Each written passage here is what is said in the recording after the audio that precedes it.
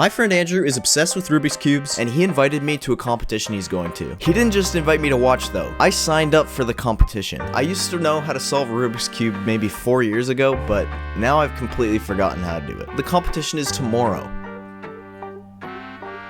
Right when I was invited, I knew I couldn't compete in this competition without a top-of-the-line cube, so I ordered the same one that Andrew has, and I learned how to solve it by using YouTube videos. And just like that, it came back to me. I then practiced as fast as I could to solve it. I did maybe 10 different solves before I got 1 minute and 20 seconds, which is way better than I could have ever imagined on my 10th try. Things were looking up for me. I felt Erno Rubik himself looking down upon me as I spent hours fantasizing about the beginning of my speed cube journey.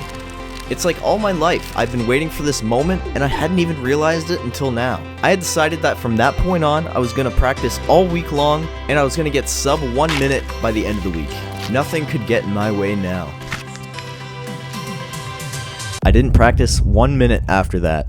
I went to my parents' cottage that weekend, and I completely forgot about the competition. Fast forward to Friday, and I'm writing a script for this video, because tomorrow, Andrew and I leave for the competition. Wish me luck, because I'm going to be freaking toast. I'm gonna get toasted on.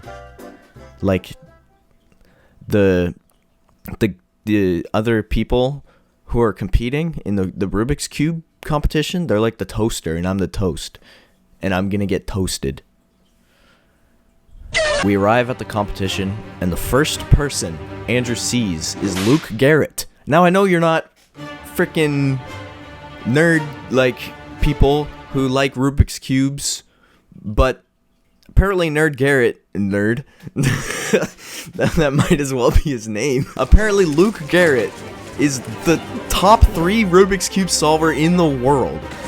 Holy shit, so close, bro. Luke is crazy. And I'm competing against this guy. Luke has set multiple records, and he is very well known in the cubing community. He holds 3rd place in the world for the traditional 3x3 cube at 3.44 seconds, and 0.51 seconds with the 2x2 cube. These guys are so good at what they do that they get sponsored at every event they go to. I didn't even know you could sponsor a speed cuber. As for my opponents, it's the same story. Fingers moving at the speed of sound and algorithms echoing throughout the room, and most of them were half my age. At that point, I knew I was cooked. I'm cooked. I had no clue what the hell I had just signed up for. I immediately sat down and started practicing before it was my turn to go up and compete. Keep in mind that I haven't practiced since the day I got my cube, which was 8 days ago. My goal was still sub 1 minute, and to my surprise, I actually started cooking. Those who are cooked, start cooking.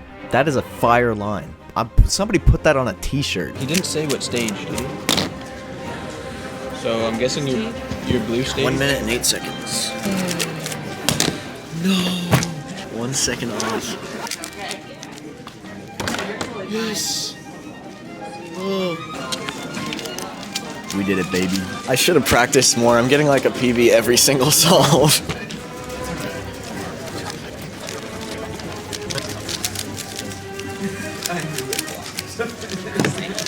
Yep, 53.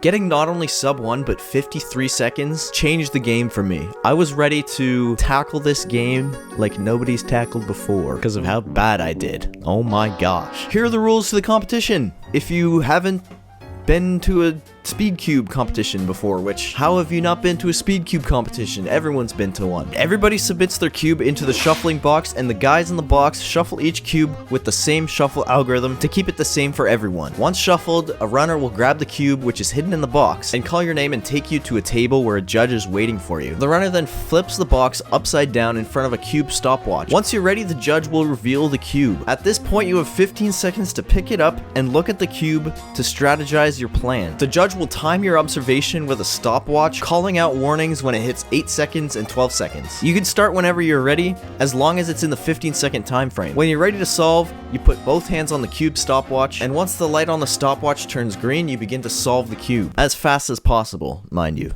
It is a competition after all. Once finished, you drop the cube and place both hands back on the stopwatch. And I think I was ready.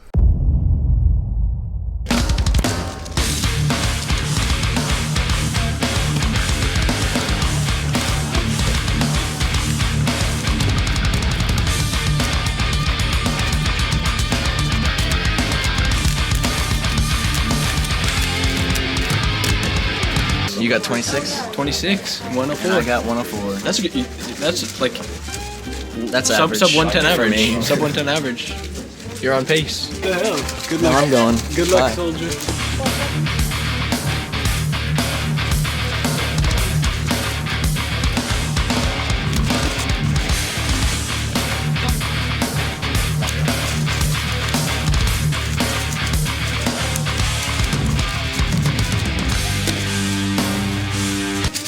Not as good.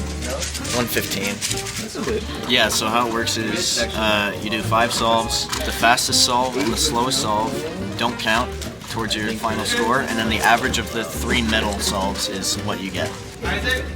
Oh my god. Okay, well,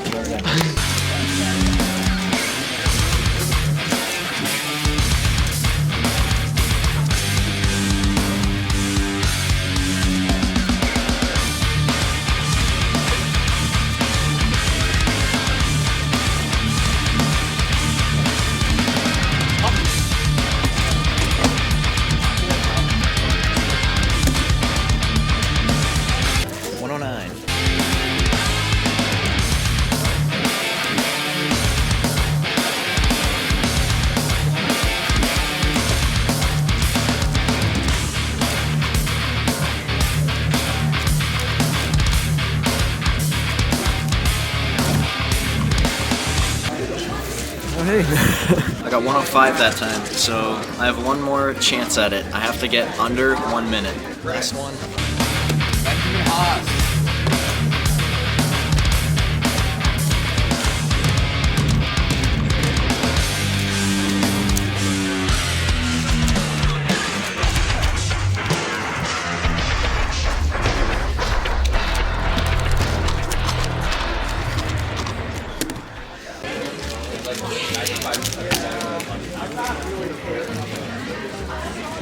23 I think it's seconds. sub 25 average.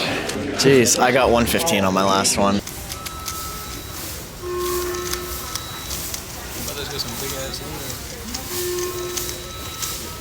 know what they're saying about my game? Only in McDonald's in Michigan. Well, I didn't get the sub 1 that I had hoped to get in the competition. I'm sure I could have practiced more between the time I was invited to the competition and the day of the competition, but hey, you can't go back and change it. That's just how it works. Sorry.